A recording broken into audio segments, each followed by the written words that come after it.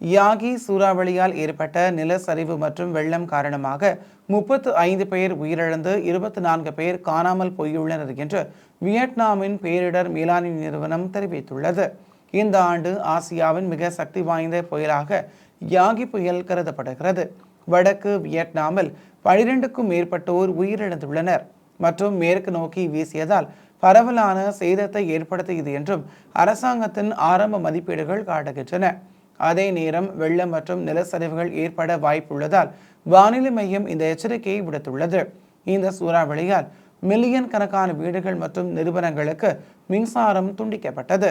நெடுஞ்சாலைகளில் வெள்ளம் தொலைத்தொடர்பு மற்றும் இணைய சேவைகளை சீர்குலைத்தது. நடுத்தர அளவிலான பாலங்கள் சேதமடைந்தன மற்றும் ஆயிரக்கணக்கான மரங்கள் வீழ்ந்தன. மேலும் இந்த புயலானது பல தொழில்துறை மையங்களில் பொருளாதார நடவடிக்கைகளை நிறுத்தியது என்று பேரிடர் மேலாண்மை நிறுவனம் தெரிவித்துள்ளது.